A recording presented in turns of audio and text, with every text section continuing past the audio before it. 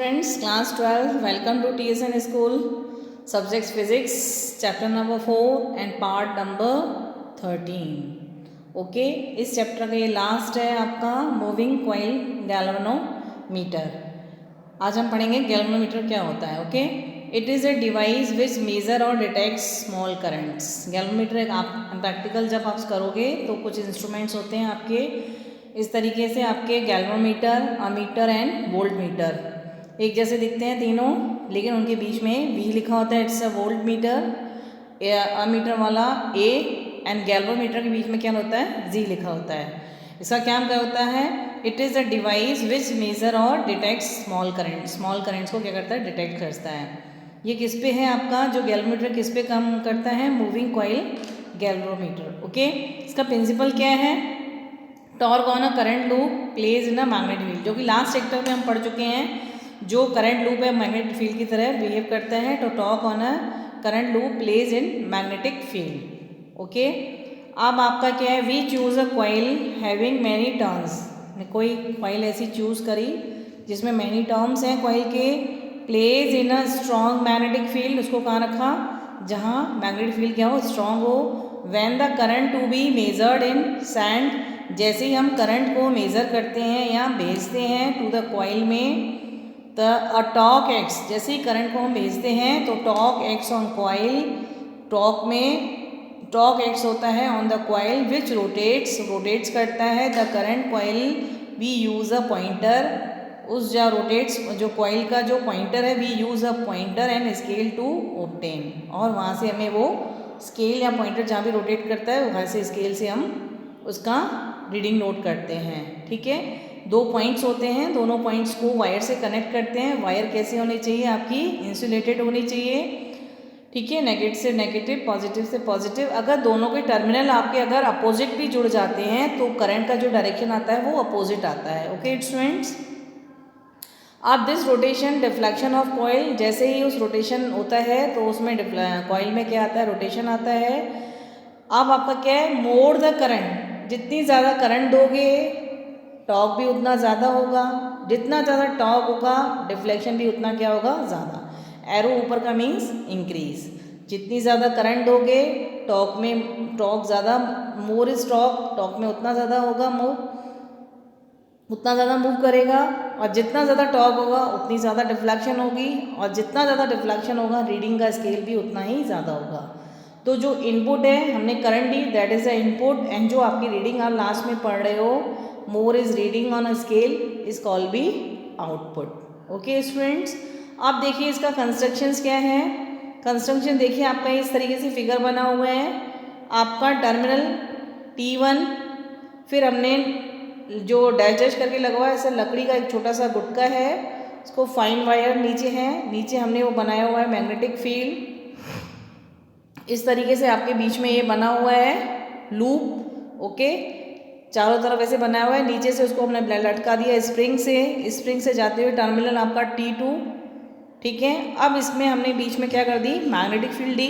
तो magnetic field के लिए हमने सिलेंड्रिकल आपके पोल्स दिए, एक तरफ नॉर्थ पोल एक तरफ साउथ पोल, और जो बीच में आपके एरोज बने हुए हैं it's called be magnetic field. Wire कैसी आपकी फाइन वायर है, जहाँ टर्मिनल T1 है वहाँ आपका करंट का डायरेक्शन जाते हुए है इस तरीके से. ठीक है, अब ये जो लूप है, लूप के अंदर हमने करंट फ्लो करी इस तरीके से. ठीक है, अब जो ये एन टर्न्स हैं, कितने हैं, एन टर्न्स हमने लूप में एन टर्न्स दिए हैं. एन टर्न्स वो कैसे होने चाहिए, वायर शुड बी इंसुलेटेड. जो वायर होनी चाहिए वो कैसी होनी चाहिए, इंसुलेटेड, उसके ऊपर कुछ ना कुछ कोटेड होना चाहिए. अगर इंसुलेटेड नहीं होगी तो वो वायर्स आपसे ना एक दूसरे से क्या कनेक्ट होंगी. ठीक है, स्प्रिंग होगी आपका, मैग्नेटिक फील्ड होगी आपकी, ए हो गया एरिया, और ये जो आपका लूप है इंक्लाइन थोड़ा टिल्टेड होना चाहिए. ठीक है, as the current to be measure is send to coil, जैसे ही करंट को मेजर करते हैं या भेजते हैं to a coil, torque acts on coil. Torque coils पे एक्ट करता है. तो कितना टॉर्क लगता है, tau is equals to NIAB sine theta. N turns है, IAB साइन थीटा होता है, एन टर्न्स है तो NIAB sine theta. Where N is equals to number of turns, I is equals to current in each coil, and A is equals to area of each coil, and B is equals to magnetic field and theta is equals to angle between A and B. Theta क्या है? Angle A और B के बीच में angle, ठीक है, angle A and B. अब आपका जो टॉक आ रहा है, torque is equals to N I A B sine theta where M is equals to magnetic movement. हमने एन आई ए की जगह क्या रख दिया? M. I is equals to क्या होता है? एम, और आपके एन टर्न्स हैं तो उसकी जगह भी हमने क्या रख दिया? M. M B sine theta where theta is equals to angle between M and B and M is equals to magnetic field. Okay students, as the coil rotate, जैसे ही कॉइल रोटेट होती है, the fine wire and spring start twisting. जैसे ही coil rotate होती है, जो fine wire और स्प्रिंग है वो ट्विस्ट होते हैं। इसको रोटेट करते हैं तो क्या होते हैं? ट्विस्ट होती है। तो स्प्रिंग क्या हो रही है आपकी? Spring start twisting. जैसे ही ट्विस्टिंग स्टार्ट होती है, जैसे ही वो मूव करते हैं, this develop is rotating restoring torque. तो उसके अंदर क्या होता है? रीस्टोरिंग टॉर्क आता है, उसके बदले हमें टॉर्क मिलता है in fine wire and spring. Spring और फाइन वायर में क्या डेवलप होता है? रीस्टोरिंग टॉर्क, ठीक है। अब रीस्टोरिंग टॉर्क क्या होता है आपका? ये रीस्टोरिंग जो टॉर्क है, देखिए आपका ट्विस्ट हुआ रीस्टोरिंग टॉर्क, यानी कि जितना ज़्यादा आप ट्विस्ट करोगे उतना ही ज़्यादा आपको रीस्टोरिंग टॉर्क मिलेगा। अब ये जो रीस्टोरिंग टॉर्क है, इसका हमने दूसरा नेम दे दिया, टॉरिजनल स्ट्रेन भी बोल सकते हैं। अब इस रीस्टोरिंग टॉर्क को हम किस तरीके से मेज़र करेंगे? इधर देखिए साइड में हमने लिख रखा है टॉरिजनल कांस्टेंट सी। इसका कांस्टेंट क्या है? आपका सी है। ट्विस्ट अगर आपका 1 डिग्री होता है तो रीस्टोरिंग टॉर्क भी सी। 2 डिग्री पे 2c, 3 डिग्री पे 3c एंड 5 डिग्री पे 5c या c 5। तो रीस्टोरिंग टॉर्क जो होगा वो आपका क्या होगा? क्या निकल के आएगा finally? Restoring torque is equals to c5। Okay, तो आपका ऊपर जो डेफिनेशन है, as the coil rotates the fine wire and spring start twisting. जैसे ही कॉइल को हम रोटेट करते हैं, फाइन वायर स्प्रिंग में ट्विस्टिंग स्टार्ट हो जाती है, और जिससे हमें क्या मिलता है? This develop is restoring torque. हमें वहाँ से रीस्टोरिंग टॉर्क मिलता है ना फाइन वायर एंड स्प्रिंग के बीच में। रीस्टोरिंग टॉर्क आपका क्या है? जितना ज़्यादा आप ट्विस्ट करोगे रीस्टोरिंग टॉर्क आपको उतना ज़्यादा मिलेगा। इसको किस तरीके से हम मेज़र करते हैं? अगर आपका 1 डिग्री ट्विस्ट है तो रीस्टोरिंग टॉर्क सी, 2 डिग्री पे 2c, 3 डिग्री पे 3c एंड 5 डिग्री पे 5c। तो फाइनली हमारा रीस्टोरिंग टॉर्क कितना निकल के आया? c5। अब नीचे देखिए आपका as the coil start rotating, जैसे ही कॉइल स्टार्ट होती है rotating, restoring torque in the fine wire and spring keeps on increasing. जैसे ही कॉइल स्टार्ट करती है रोटेट करना तो रीस्टोरिंग टॉर्क जो है आपका फाइन वायर स्प्रिंग में वो कीप्स ऑन इंक्रीजिंग। कहाँ चला जाता है? Increasing. At one point the applied torque, जो भी हम टॉर्क अप्लाई करते हैं due to current, is balanced by restoring torque. उसको अप्लाइड टॉर्क और रीस्टोरिंग टॉर्क को करंट क्या करती है? उसको बैलेंस करती है। टॉर्क ड्यू टू करंट, उस टॉर्क का जो करंट होती है, is balanced by restoring torque, वो भी रीस्टोरिंग टॉर्क के कारण क्या होता है? बैलेंस्ड होता है। तो आपका torque applied is equals to torque restoring. आपका देखिए इस आफ्टर ट्विस्टिंग के बाद जो भी होता है रीस्टोरिंग टॉर्क आपका क्या आता है? c5 after twisting of 5 degree. तो ये आपका देखिए स्केल बना हुआ है, पॉइंटर बना हुआ है। ये धीरे धीरे आपके जैसे ही हम करते जाएंगे, करंट देते जाएंगे, तो ये यूँ होती जाएगी, पॉइंटर आपका शिफ्ट होता जाएगा। आपका जो डॉट डॉट करके स्केल बना है फाइनली आपका पॉइंटर कहाँ आएगा? यहाँ आ जाएगा। मैग्नेटिक फील्ड और आपका जो एरिया वेक्टर है उनके बीच का जो एंगल आपका कितना हो जाएगा? थीटा। ओके, तो टॉर्क अप्लाइड जो हमने करी और जो ट्विस्टिंग हुई, दोनों क्या हो जाएंगे? एक दूसरे को बैलेंस करेंगी। तो बैलेंस यानी कि इक्वल्स टू, तो टॉर्क अप्लाइड हमने क्या किया? N I A B sine theta is equals to क्या है आपका? Torque restoring c5। क्या आपका? c5। यहाँ से i इज इक्वल्स टू क्या निकला? c upon N A B sine theta into 5। c आपका क्या है? जो कांस्टेंट है। ओके, नंबर ऑफ टर्न्स भी आपकी क्या है? फिक्स है, कांस्टेंट है। a भी आपका क्या है? फिक्स है, एरिया वेक्टर। और b जो है मैग्नेटिक फील्ड भी वो आपकी क्या है? हर जगह सेम है, वो भी क्या है? फिक्स है। इसमें क्या चेंज हो रहा है आपका? एक फाई और एक साइन थीटा।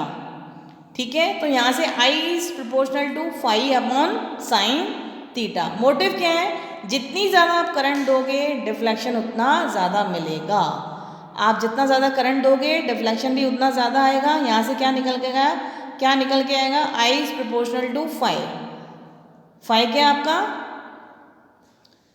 फाइव क्या है आपका, ये निकला था जितना 5 डिग्री तो टॉक भी C5। तो जितना ज़्यादा आप करंट दोगे उतना ज़्यादा आपको डिफ्लेक्शन मिलेगा। यहीं से आपका क्या निकलता है, I is proportional to 5। To remove sine theta, यहाँ पे हमें क्या करना है, साइन थीटा को रिमूव किया, वी यूज़ रेडियल फील्ड। जैसे ही साइन थीटा को रिमूव करेंगे हम क्या यूज़ करेंगे, रेडियल फील्ड। ओके स्टूडेंट्स, अब रेडियल फील्ड क्या होती है वो हम नेक्स्ट लेक्चर में करेंगे। इस गैल्वेनोमीटर के टॉपिक को फिनिश करने के लिए अभी एक लेक्चर और आएगा। रेडियल फील्ड क्या होती है, आपकी sensitivity of galvanometer, current sensitivity end voltage sensitivity, अभी इसका एक लेक्चर और आएगा, उसमें हम सबका ये आपको पूरा फिनिश करेंगे।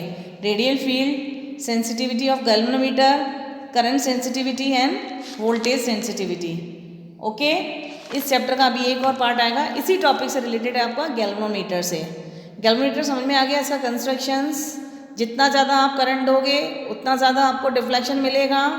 आपका फिगर इस तरीके से आएगा, आपका जो बनाया हुआ है हमने, ठीक है। टर्मिनल N1 लकड़ी का गुटका, fine wire, N turns, coil spring, terminal T2 magnetic field आपकी आई।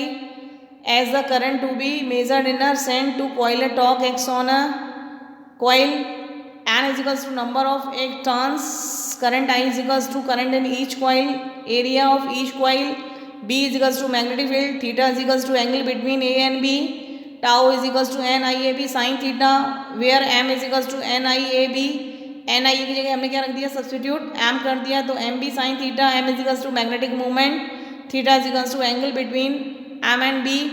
एज द कॉइल रोटेट, जैसे ही कॉइल को रोटेट करते हैं the fine wire and spring start twisting, जैसे ही ट्विस्टिंग स्टार्ट होती है, this develop is restoring torque, restoring torque develop होता है in the fine wire and spring, बदले में हमें एक टॉक मिलता है। रिस्टोरिंग टॉक ट्विस्ट होता है, तो मोर जितना ज़्यादा ट्विस्ट करोगे उतनी ज़्यादा रिस्टोरिंग टॉक मिलेगी। इसको मेजर कैसे करते हैं, 1 डिग्री पे C, 2 डिग्री पे 2C, 3 डिग्री पे 3C एंड 5 डिग्री पे 5C।